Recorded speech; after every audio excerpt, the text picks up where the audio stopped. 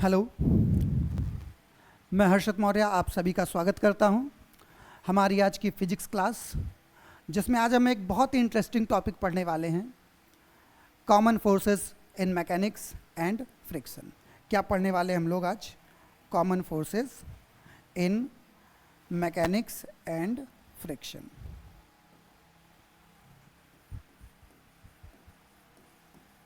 Common forces in mechanics and friction। ये है आज का हमारा टॉपिक।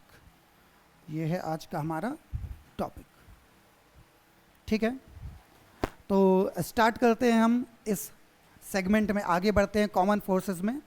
सबसे पहले तो हम समझते हैं कि ये जो कॉमन फोर्सेस हैं मैकेनिक्स में या फ्रिक्शन में, ये किस टाइप के हैं। तो सबसे पहले हम लोग देख लेते हैं दो टाइप के फोर्सेस। एक तो पहला हो गया हमारा नॉन कांटेक्ट फोर्सेस। क्या हो गया? Non contact forces. और सेकंड वन हमारा क्या हो जाएगा? Contact forces. सेकंड वन क्या हो गया? Contact forces. कॉमन फोर्सेस में नॉन कांटेक्ट फोर्स और contact force. Non contact force, अगर हम इस सेगमेंट की बात करें तो नॉन कांटेक्ट फोर्स जो हमारे लिए है वो सबसे पहला क्या है? Force due to gravity. क्या है? Force due to gravity.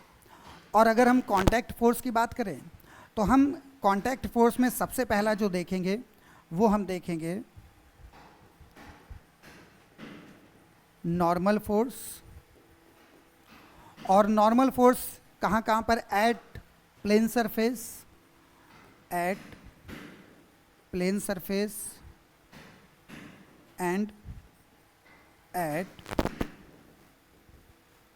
Inclined plane. कहाँ देखेंगे? At inclined plane. ठीक है, नॉर्मल फोर्स के बाद अगर हम बात करें तो इसके बाद हम देखेंगे कांटेक्ट फोर्स में ही टेंशन फोर्स। किसमें क्या देखेंगे? Tension force. और अगर हम कांटेक्ट फोर्स में और देखें तो टेंशन फोर्स के अलावा हम देखेंगे स्प्रिंग फोर्स। क्या देखेंगे? स्प्रिंग फोर्स, या इसे हम लोग बोल सकते हैं रीस्टोरिंग फोर्स। क्या बोल सकते हैं? Restoring force. और कांटेक्ट फोर्स में हम लोग एक और सेगमेंट आगे देखेंगे, वो हमारा क्या होगा? Frictional force. क्या होगा? Frictional force. यानी हम लोगों को कितनी चीज़ें देखनी हैं यहाँ पर? हम लोग कांटेक्ट, नॉन कांटेक्ट फोर्स, और इसके बाद हम लोग क्या देखेंगे? Contact force. Non contact force में सबसे पहला फोर्स हमारा क्या होगा? Force due to gravity. Contact force में हमारे लिए क्या होगा? Normal force at plane surface and at inclined plane. तीसरा क्या होगा? Tension force. चौथा जो आज हम जिस टॉपिक पे डिस्कशन करेंगे वो क्या होगा? स्प्रिंग फोर्स यानी रिस्टोरिंग फोर्स। और फिफ्थ हमारा क्या होगा? Frictional force, force due to friction. तो इन टॉपिक पर हम लोग आगे डिस्कशन करने जा रहे हैं। तो सबसे पहले हम लोग चलते हैं नंबर फर्स्ट सेगमेंट पर, फोर्स ड्यू टू ग्रेविटी। हम आ जाते हैं फोर्स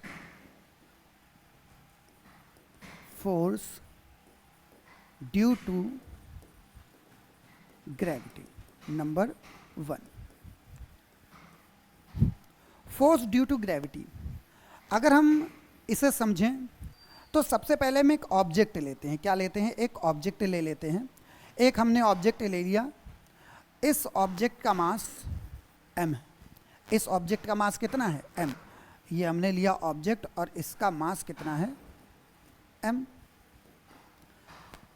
अगर इस पर हम वेट देखें, अगर ये अर्थ पर रखा हुआ है तो अर्थ का जो सेंटर है वो इसको अपनी तरफ क्या करेगा? पुल करेगा, एक फोर्स लगाएगा जो अपनी तरफ इसको क्या करेगा? खींचेगा।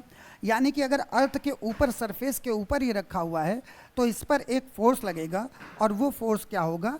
mg। क्या होगा? mg। ये जो mg फोर्स है, इस फोर्स से ये कहाँ की तरफ जाएगा? नीचे की तरफ। यानी कि ये जो हमारा फोर्स है इस ऑब्जेक्ट मास m के लिए, जो हमारा फोर्स है mg, ये फोर्स क्या होगा? फोर्स ड्यू टू ग्रेविटी, यानी F, अच्छा हमें पता है फोर्स क्या होता है, F is equal m into a. यहाँ पर जो एक्सेलरेशन लग रहा है वो एक्सेलरेशन ड्यू टू ग्रेविटी है। क्या है, एक्सेलरेशन ड्यू टू ग्रेविटी, यानी ये बन जाएगा F vector is equal m cross j। ठीक, तो ये हमारा क्या हो जाएगा, mg। ये है सबसे पहला नॉन कांटेक्ट फोर्स। अच्छा, ये फोर्स क्या है, नॉन कांटेक्ट। अगर हमारे पास अर्थ है और इस अर्थ के ऊपर कहीं या कुछ सर्टेन डिस्टेंस पर कोई ऑब्जेक्ट है, ठीक है, अब कितनी भी डिस्टेंस हो सकती है, सपोज दैट r डिस्टेंस पर है इसके सेंटर से, ये कितनी डिस्टेंस पर है, r डिस्टेंस पर, तो ये इसकी तरफ एक फोर्स लगाता है। तो ये जो फोर्स है ये कांटेक्ट, विदाउट कांटेक्ट का फोर्स है। ये क्या है, विदाउट कांटेक्ट यानी नॉन कांटेक्ट फोर्स है। अब हम चलते हैं कांटेक्ट फोर्स की तरफ। किस पर चलते हैं, कांटेक्ट फोर्स। और उस कांटेक्ट फोर्सेस और इस कांटेक्ट फोर्स में हम सबसे पहले क्या देखने जा रहे हैं, हम सबसे पहले देखने जा रहे हैं नंबर 2। ठीक है, नंबर 1 हमने देख लिया, फोर्स ड्यू टू ग्रेविटी। अब कांटेक्ट फोर्स में देख रहे हैं नेक्स्ट फोर्स, और ये हमारा क्या हो गया, ये हो गया हमारा नॉर्मल फोर्स। क्या हो गया, नॉर्मल फोर्स। अब नॉर्मल फोर्स कहाँ कहाँ देख रहे हैं, एक तो हम देखेंगे प्लेन सरफेस पर और एक हम देखते हैं इंक्लाइंड सरफेस पर। तो हम एक क्या देखेंगे, प्लेन सरफेस पर, और एक हम कहाँ देखेंगे, इंक्लाइंड सरफेस पर। ठीक है, तो सबसे पहले हम लोग क्या देखते हैं, प्लेन सरफेस। क्या देखते हैं, plane normal force, normal force at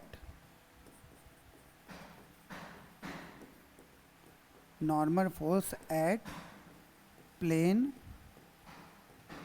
surface, normal force at plane surface.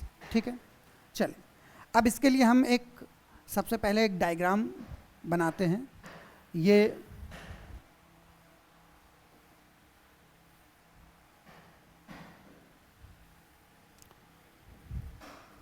है सरफेस, प्लेन सरफेस। क्या है, प्लेन सरफेस। इस सरफेस पर एक ऑब्जेक्ट रखा हुआ है।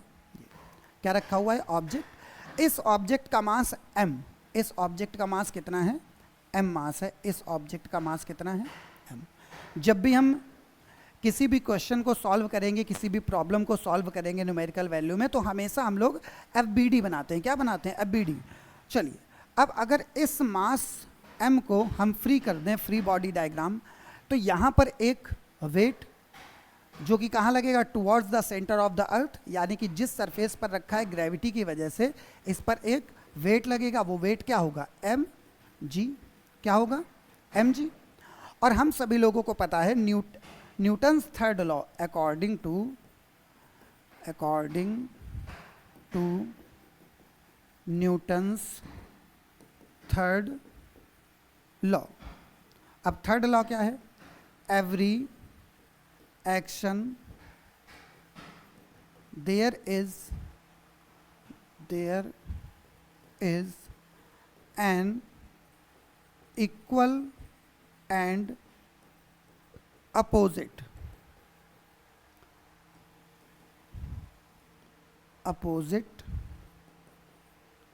रिएक्शन। यानी कि जितना एक्शन इस वाली सरफेस पर, जितना एक्शन है उतना ही क्या होगा, रिएक्शन। पर रिएक्शन कहाँ होगा, अपोजिट डायरेक्शन में। कहाँ पर होगा, अपोजिट डायरेक्शन में, यानी कि ऊपर तरफ। तो ये जो हमारा रिएक्शन है इसे ही हम लोग क्या बोलते हैं, नॉर्मल फोर्स। क्या बोलते हैं, नॉर्मल फोर्स। नॉर्मल भी बोल सकते हैं या फिर हम इसे क्या बोल सकते हैं, रिएक्शन फोर्स भी बोल सकते हैं। ठीक है, तो यहाँ पर हम अब इस टाइप के क्वेश्चंस को अगर हम देखें कि कैसे इसमें सॉल्व करेंगे, तो हम क्या करते हैं, सबसे पहले हम एक एग्जाम्पल ले लेते हैं। एग्जाम्पल में हमने एक ऑब्जेक्ट लिया, इस ऑब्जेक्ट का मास कितना है, 5 kg। कितना है, 5 kg। अगर ये किसी सरफेस पर रखा हुआ है तो इस पर अगर हमें फोर्स बताने हो, फोर्स क्या करने हो, बताने हो, तो हम इस भी FBD बनाते हैं। ये FBD के लिए हमने क्या लिया, इसका मास कितना है 5, एक नीचे की तरफ वेट लगेगा, ये क्या हो जाएगा 5g यानी mg, और ऊपर की तरफ इस पर क्या लगेगा, एक नॉर्मल रिएक्शन लगेगा। अगर ये ऑब्जेक्ट ऊपर या नीचे की तरफ मूव नहीं कर रहा है, एट द, ये रिस्ट पर है, किस पर है, रिस्ट पर, तो इसके लिए इक्वेशन क्या बनेगी, F is equal m into a. हमारे लिए क्या बनेगा, F is equal m into a. अब नेट फोर्स कितना है, अगर ये रिस्ट पर है तो एक फोर्स हमने ले लिया एफ जी एक्शन, और जस्ट अपोजिट डायरेक्शन में हमने क्या ले लिया, रिएक्शन। अगर ये मूव नहीं कर रहा है, ये मूव नहीं कर रहा, तो यहाँ पर एक्सेलरेशन की वैल्यू क्या होगी, ज़ीरो होगी।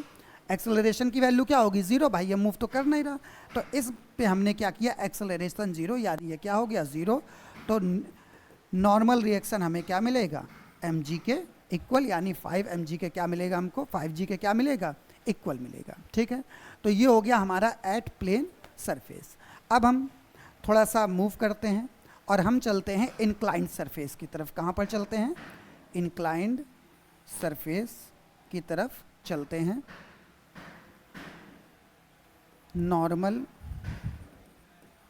Force at inclined surface. Inclined surface के लिए हम समझते हैं। अब कोई एक हमने सरफेस ले लिया, ये हमारा सरफेस है, और इस सरफेस पर एक इंक्लाइंड प्लेन है, एक इंक्लाइंड प्लेन है। इंक्लाइंड प्लेन हमने ले लिया, ये हमारा क्या हो गया, इंक्लाइंड प्लेन। ठीक, अब इस इंक्लाइंड प्लेन पर एक ऑब्जेक्ट रखा हुआ है, क्या रखा हुआ है, ऑब्जेक्ट, और ये ऑब्जेक्ट का मास हमने ले लिया m, कितना ले लिया, m। अब अगर इस पर हम फोर्स को कैलकुलेट करना चाहें तो फोर्स हमारा कैसे कैलकुलेट होगा, ध्यान से देखेंगे। बहुत सभी बच्चे लोग जितने भी हमारा क्लास को अटेंड करते हैं, जितने भी क्लास को बच्चे अटेंड करते हैं, आप सभी की कंसंट्रेशन बहुत ज़रूरी रहती है हमारे लिए। जब आप बहुत कंसंट्रेट होकर के देखते हैं तो आपको फर्स्ट अटेम्प्ट में ही बहुत टफ से टफ चीज़ भी क्या लगने लगती, ईजी लगने लगती, और आपको बहुत आसानी से समझ में आती। इसीलिए अगर आपकी कंसंट्रेशन यहाँ पर बहुत बेहतरीन है तो आपको समझ में बहुत तेज़ी से आता है। ठीक है, अब ये जो इंक्लाइंड प्लेन है, इस इंक्लाइंड प्लेन का एंगल कितना है, सपोज दैट हॉरिजॉन्टल प्लेन से ये थीटा एंगल ऊपर है, कितना एंगल ऊपर है, थीटा एंगल, इसका क्या है, इंक्लाइंड है। अब हम इस पर इसे कैसे हम इसकी एफबीडी बनाते हैं, देखें। ये है मास m, ऑब्जेक्ट m, इसका मास m है इस ऑब्जेक्ट का। इस पर एक वेट हमेशा वर्टिकली डाउनवर्ड लगेगा, वेट हमेशा कहाँ लगेगा, vertically downward towards the centre of earth. तो वेट हमारा क्या हो गया, mg, क्या वेट हो गया, mg। और नॉर्मल जो होता है, जो भी हमारा नॉर्मल फोर्स होगा वो हमेशा कांटेक्ट के परपेंडिकुलर ऊपर की तरफ, वो हमेशा जहाँ पर ये हमारा कांटेक्ट हो रहा है, ये सरफेस का क्या हो रहा है, कांटेक्ट, इस कांटेक्ट के परपेंडिकुलर कहाँ लगता है, ऊपर की तरफ। तो यहाँ पर जो कांटेक्ट है वो ऐसे है, ये कांटेक्ट हमारा क्या है, इस तरीके। तो यहाँ पर जो नॉर्मल फोर्स लगेगा वो कहाँ जाएगा, इस कांटेक्ट के परपेंडिकुलर ऊपर की तरफ, कहाँ लगेगा, ऊपर की तरफ। ये हो गया n, क्या हो गया, n। ठीक है, अब इस mg के हम कंपोनेंट भी कर सकते हैं, हमने कंपोनेंट किए तो देखिए, ये एंगल अगर थीटा है तो यहाँ पर ये एंगल हमारा कितना हो जाएगा, 90, और ये एंगल कितना होगा, 90 माइनस थीटा, कितना होगा, 90 माइनस थीटा। तो ये वाला एंगल ऑटोमेटिक कितना हो जाएगा, थीटा। यानी कि इस जगह पर ये जो हमारा एंगल बन रहा है, ये एंगल कितना बनेगा, थीटा बनेगा। ये एंगल कितना बनेगा, थीटा बनेगा। अगर ये एंगल थीटा है तो इस mg के हम कंपोनेंट्स करेंगे, दो कंपोनेंट। पहला कंपोनेंट हुआ mg कॉस थीटा, एंगल की तरफ वाला क्या हो जाएगा, कॉस, और एंगल से दूर वाला क्या हो जाएगा, mg साइन थीटा, क्या हो जाएगा, mg साइन थीटा। इस केस में अगर ये ऊपर की तरफ मूव नहीं कर रही है इस डायरेक्शन में, तो हमारे लिए नॉर्मल फोर्स क्या हो जाएगा, n is equal mg cos theta, क्या हो जाएगा, n is equal mg cos theta. ठीक है, बहुत इजी वे में आप सभी को समझ आएगा, बहुत ध्यान से आप सभी लोग देखते रहें। ठीक है, normal force eight inclined surface.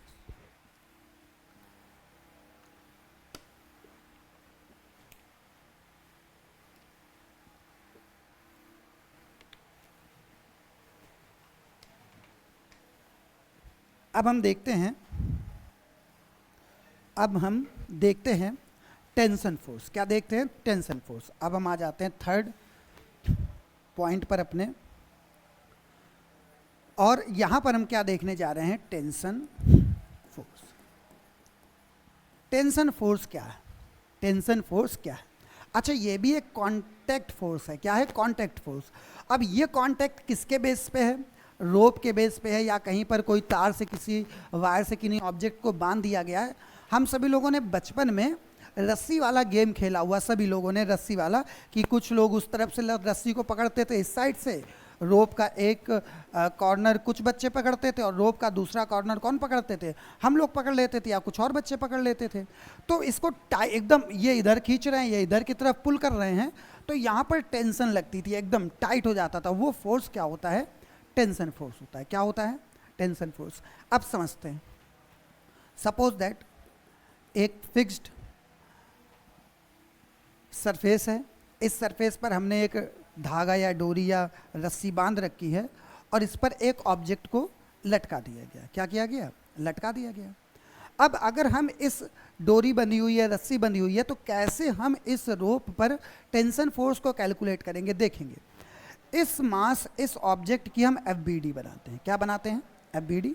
अगर इसका मास m है, मास इसका कितना है? m, तो इस पर एक वेट कहाँ की तरफ वर्क करेगा? mg, नीचे की तरफ। अच्छा, ये इसे नीचे ले जाना चाहता है, ग्रेविटेशनल एक्सेलरेशन इसको कहाँ लेके जाना चाहता है? नीचे।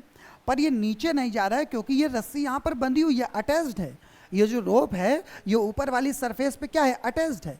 यानी कि ये इसको नीचे की तरफ खींच रहा है, और ये इसको कहाँ की तरफ खींच रहा है? ऊपर की तरफ। जिस वजह से पता चलता है कि यहाँ पर एक फोर्स है, और जिस फोर्स से ये ऊपर की तरफ इसे खींच रहा है, और इस फोर्स को हम लोग क्या बोलते हैं? Tension force. क्या बोलते हैं? Tension force. तो इसका FBD जब हम ड्रॉ करते हैं, तो ऊपर की तरफ कौन सा फोर्स लगता है? टेंशन। अगर ये कहीं मूव नहीं कर रही है, अगर ये कहीं मूव नहीं कर रही, तो ऊपर या नीचे वर्टिकल डायरेक्शन में इसका एक्सेलरेशन कितना है? 0। अगर एक्सेलरेशन 0 है, तो क्या हो जाएगा? T = mg। हम इसे कैसे कैलकुलेट करते हैं? F = m × a। F net एक हो गया हमारा mg, और इसके अपोजिट डायरेक्शन में क्या हो गया? Tension force. ये हो गया ma। एक्सेलरेशन की वैल्यू कितनी है? 0। तो यहाँ पर ये हो गया mg माइनस T = 0, यानी mg क्या हो जाएगा? T हो जाएगा। mg क्या हो जाएगा? T हो जाएगा। अब हम टेंशन फोर्स को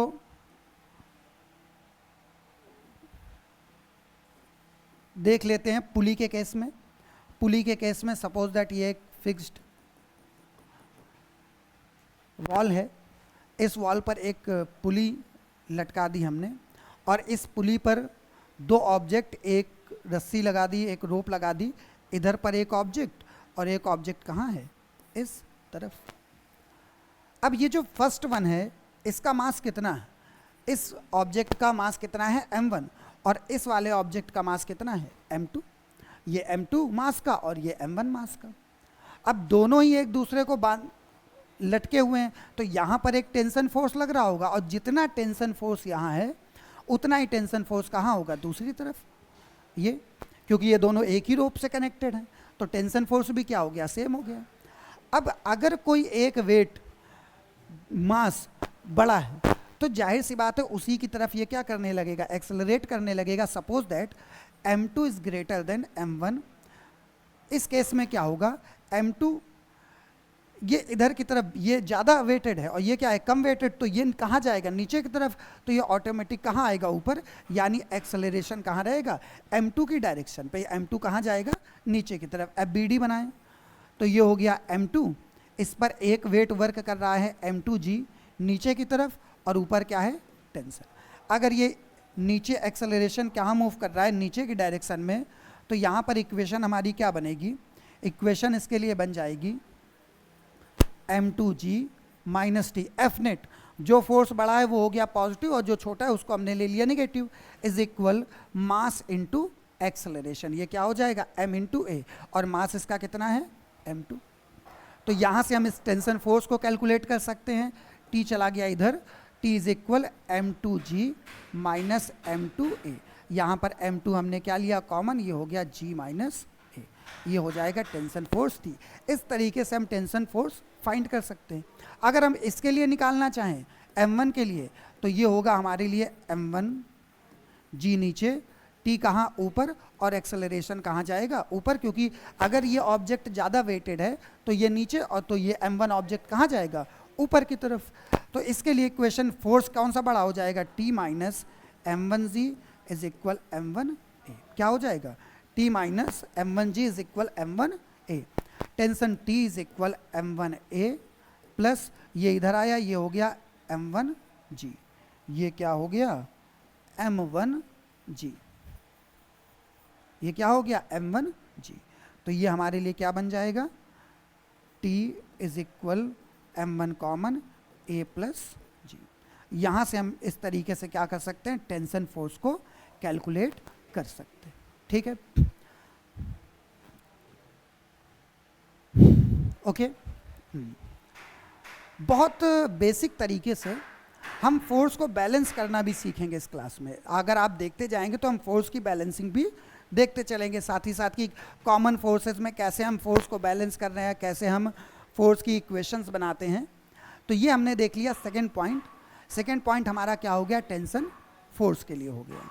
अब हम चलते हैं अपने नंबर 4th पॉइंट पर,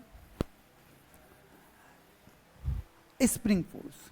क्या है, स्प्रिंग फोर्स, या इस स्प्रिंग फोर्स को हम लोग क्या बोल सकते हैं, रीस्टोरिंग फोर्स।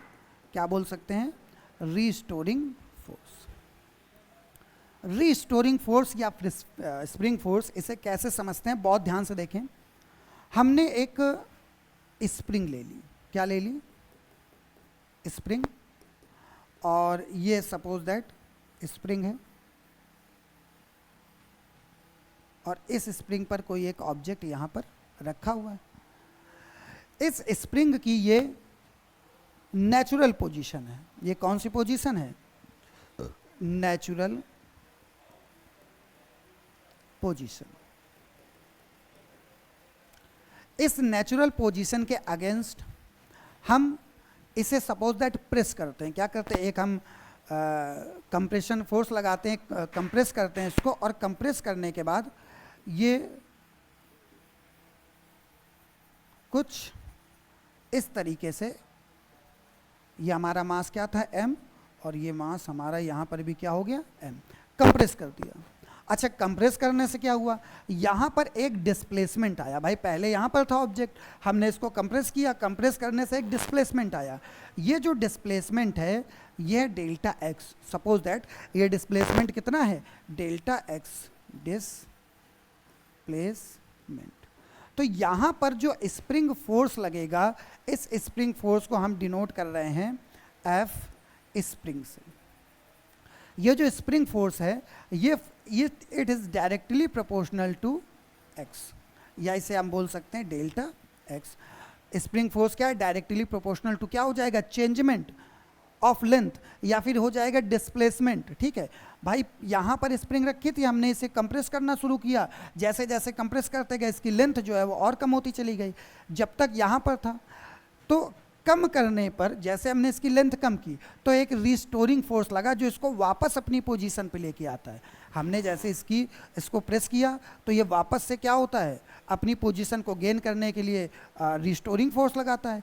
तो ये जो हमारा रिस्टोरिंग फोर्स है, ये जो हमारा स्प्रिंग फोर्स है, ये अगर कम प्रेस किया है तो कम फोर्स लगाएगा, पर जैसे जैसे हम इसको और ज़्यादा प्रेस कर देंगे, जैसे जैसे इसको क्या कर देंगे और ज़्यादा प्रेस, तो और ज़्यादा रिस्टोरिंग फोर्स लगाएगा। यानी कि रिस्टोरिंग फोर्स या फिर spring force is directly proportional to change in length.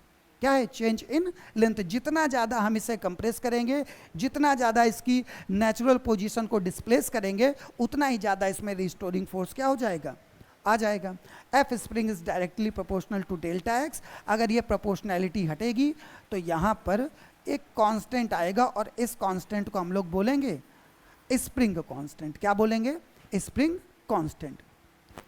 और ये जो स्प्रिंग कांस्टेंट, ये जो हमारा स्प्रिंग फोर्स आया, जिस डायरेक्शन में डिस्प्लेसमेंट है उसके जस्ट अपोजिट डायरेक्शन में क्या लगता है, रीस्टोरिंग फोर्स। उसके जस्ट अपोजिट डायरेक्शन में क्या लगता है, रीस्टोरिंग फोर्स, यानी कि स्प्रिंग फोर्स। इसलिए ये स्प्रिंग फोर्स क्या हो जाएगा, इस डिस्प्लेसमेंट के नेगेटिव। क्या हो जाएगा, नेगेटिव। यानी हमारे लिए क्या बनेगा, F spring is equal minus के इंटू डेल्टा एक्स। क्या बनेगा, F spring is equal minus के इंटू डेल्टा एक्स।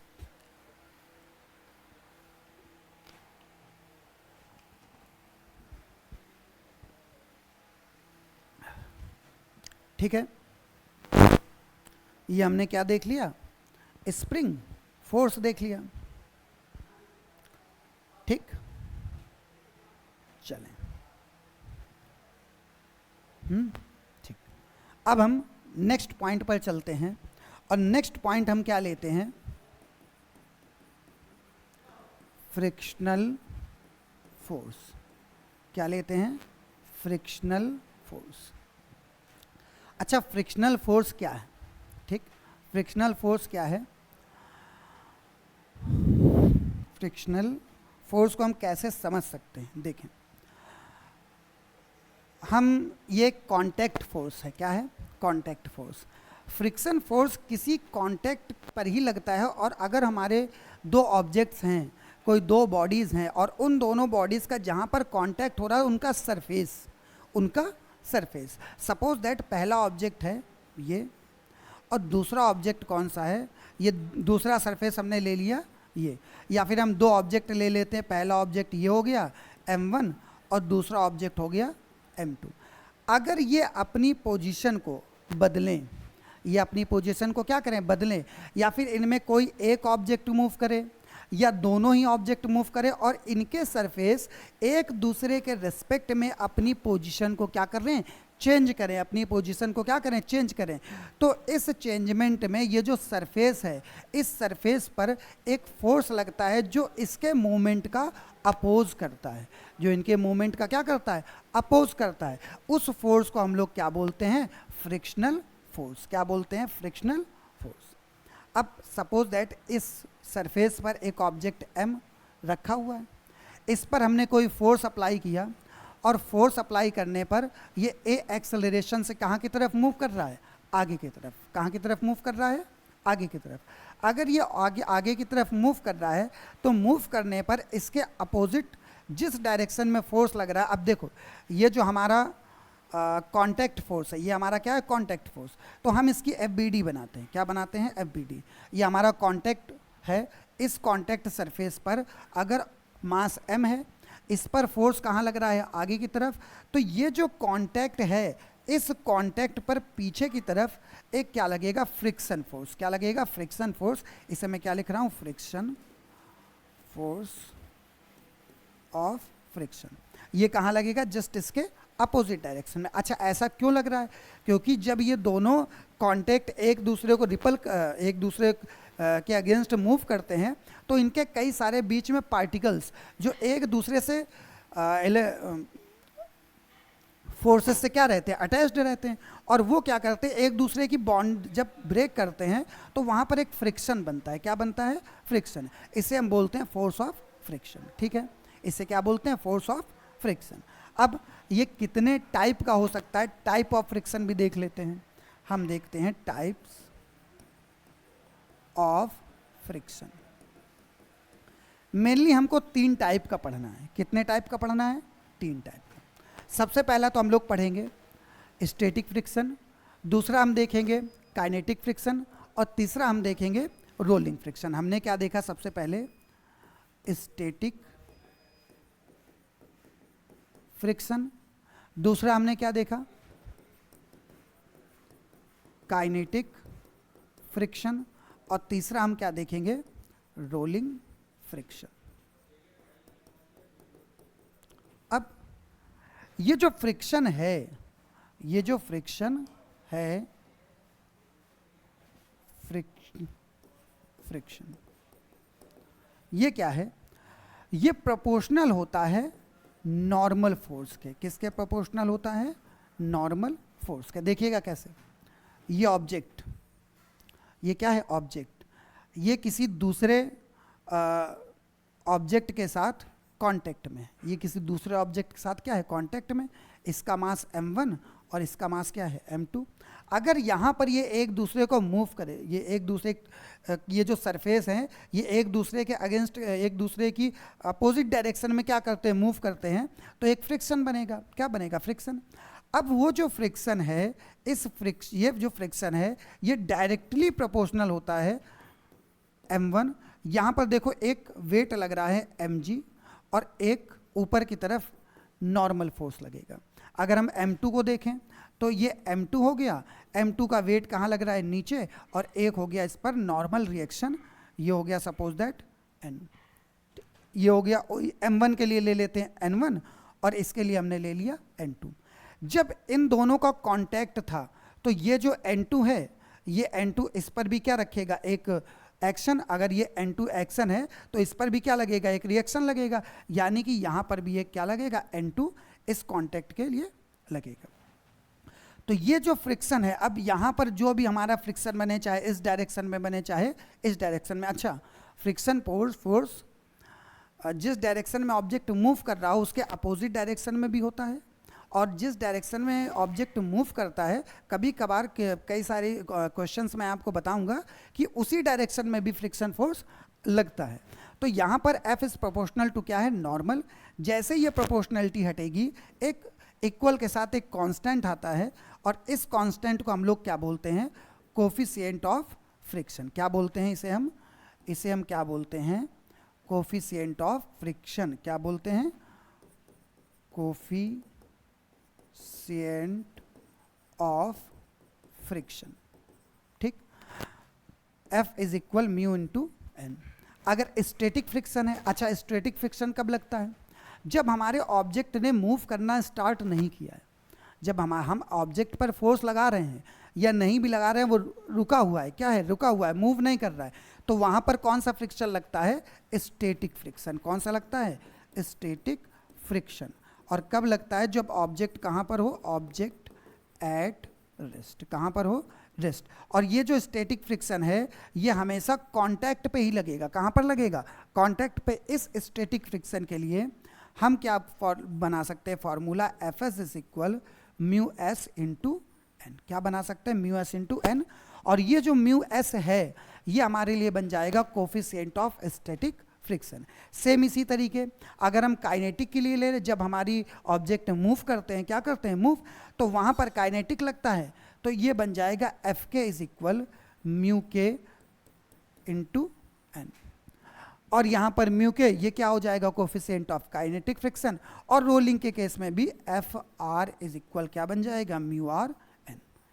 ये है forces in friction, sorry friction force में ये हमारे कुछ कॉमन फोर्सेस हैं। स्टैटिक फ्रिक्शन, ये हो गया हमारा काइनेटिक फ्रिक्शन, और ये हो गया हमारा रोलिंग फ्रिक्शन। ठीक है, एक बार हम इन सारी की सारी चीज़ों को फिर से रिकॉल करते हैं। इन सारी की सारी चीज़ों को जो भी हमने आज के इस टॉपिक में देखी, हम फिर से सभी को रिकॉल करते हैं। रिकॉल करने पर सबसे पहले हम लोगों ने देखा कि जो हम कॉमन फोर्सेस पढ़ रहे हैं इन मैकेनिक्स एंड फ्रिक्शन, इन कॉमन फोर्सेस में सबसे पहले हमने देखा नॉन कॉन्टैक्ट। क्या देखा, नॉन कॉन्टैक्ट फोर्स। फिर इसके बाद हम लोगों ने क्या देखा था, कॉन्टैक्ट फोर्स। क्या देखा था, contact force. Non contact force में force due to gravity, number 1 क्या था, फोर्स ड्यू टू ग्रेविटी। और कॉन्टैक्ट फोर्स में हमने क्या देखा था, नॉर्मल फोर्स। क्या देखा था, नॉर्मल फोर्स। नॉर्मल फोर्स के लिए हम लोगों ने 2 प्लेन देखे। पहला प्लेन हमने लिया प्लेन सरफेस, क्या लिया, प्लेन सरफेस पर, और एक हमने क्या लिया, इंक्लाइंड प्लेन पर। कहाँ पर लिया, इंक्लाइंड प्लेन पर। ठीक है, अच्छा कांटेक्ट फोर्स में हमारी बॉडीज़, 2 बॉडी भी हो सकती हैं, 3 बॉडीज़ भी हो सकती, डिफरेंट टाइप के हमारे कॉम्बिनेशंस हो सकते हैं। तो 2 बॉडीज़ के लिए भी नॉर्मल फोर्स कैलकुलेट किया जा सकता है, और 3 बॉडी के लिए भी नॉर्मल फोर्स कैलकुलेट करेंगे।